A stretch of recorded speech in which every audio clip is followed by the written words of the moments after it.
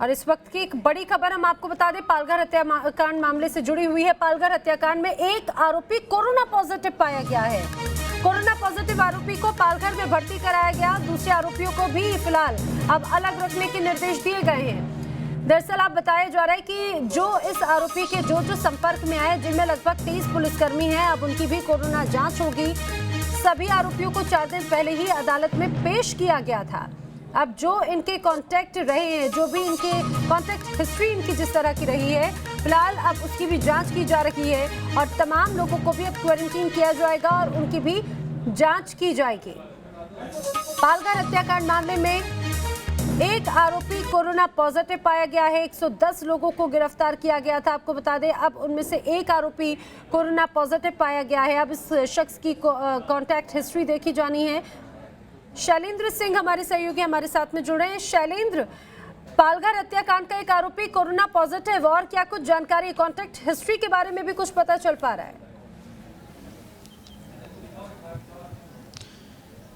देखिए, एक आरोपी के कोरोना पॉजिटिव पाए जाने के बाद उसके साथ जो लोग जो वाड़ा पुलिस स्टेशन के लॉकअप पे बंद थे, उन्हें भी, उन आरोपियों को भी क्वारंटाइन कर दिया गया है। इसके अलावा 23 अलग अलग ऐसे पुलिसकर्मी हैं जो इन लोगों के कांटेक्ट में थे, उन्हें भी क्वारंटाइन किया गया है। लिहाजा जो आरोपी पाया गया है, पॉजिटिव पाया गया है, उसे अस्पताल में भर्ती कराया गया है और बाकी जो उसके संपर्क में लोग आए थे, 40 से ज़्यादा लोगों को क्वारंटाइन किया गया है और उनके भी स्वैब टेस्ट की प्रक्रिया जो है वो शुरू हो चुकी है। अब प्रशासन जो है वो कोरोना बाधित शख्स का जो ट्रैवल हिस्ट्री है वो खंगाल रहा है। कहाँ गया था, किससे मिला और किन किन लोगों से उसकी मुलाकात हुई, ये तमाम जो पहलू हैं उस पर जांच जो है वो अथॉरिटीज़ कर रही हैं और ये पता लगाने की कोशिश कर रही हैं कि आखिर ये शख्स और किन किन लोगों के साथ मिला था, ताकि उनका भी जो हिस्ट्री है वो चेक किया जाए, कहीं वो भी कोरोना बाधित तो नहीं है। तमाम चीज़ें हैं जिसका जो सवाल जो है, सवाल का जवाब ढूंढ रही है प्रशासन। इसके अलावा जो लोग थे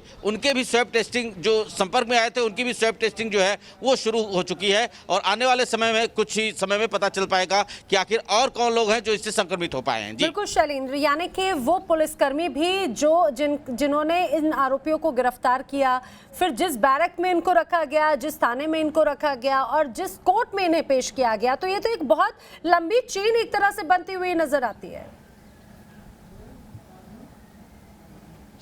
जाहिर तौर पर अगर कोर्ट की बात करें तो कोर्ट को जिस दिन आरोपियों को पेश किया गया था, यानी कि 2 दिन पहले आरोपियों को धाणु के कोर्ट में पेश किया गया था और वहां पर इनकी पेशी के बाद बाकायदा फायर ब्रिगेड की गाड़ी आकर पूरे प्रीमाइसेस को, कोर्ट प्रीमाइसेस को सैनिटाइज किया। कहीं ना कहीं उन्हें शक था कि इतनी बड़ी संख्या में लोग आए हैं तो हो सकता है कि इस तरह का कोई शख्स निकले जो कोरोना पॉजिटिव है, और हुआ भी वही कि एक शख्स जो है आरोपियों में से वो पॉजिटिव पाया गया, जिसके बाद 40 से ज़्यादा लोगों को क्वारंटाइन कर दिया गया है। जाहिर तौर पर अपने आप में प्रशासन कोई भी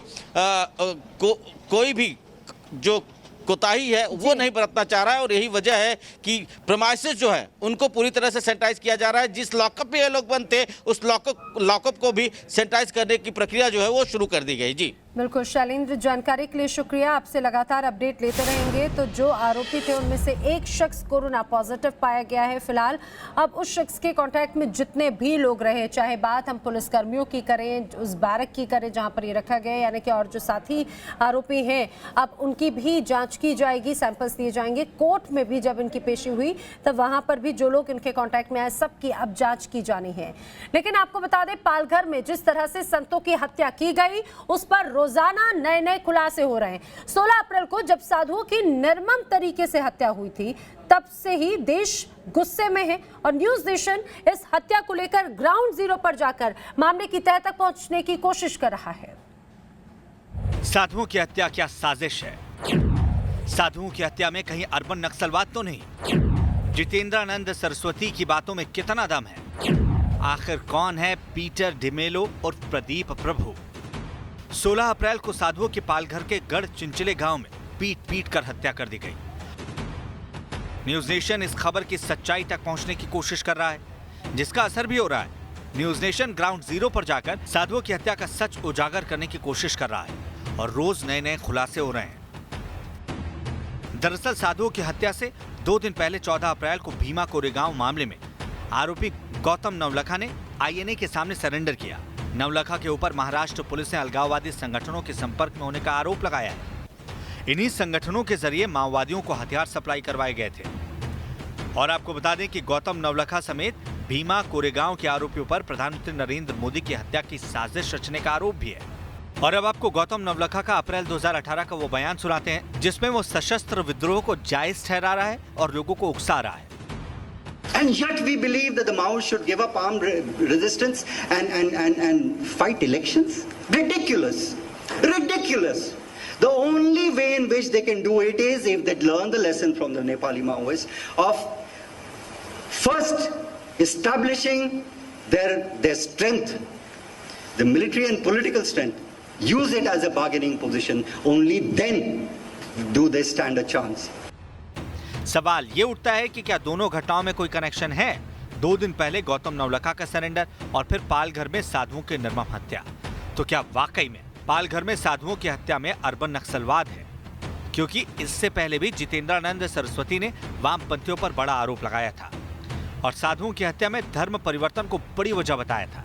जितेंद्रानंद सरस्वती के मुताबिक वामपंथियों और क्रिश्चियन मिशनरीज की मिलीभगत से ही संतों की हत्या की गई। और अब पीटर डिमेलो नाम का शख्स संतों की हत्या में गिरफ्तार होने की मदद कर रहा है।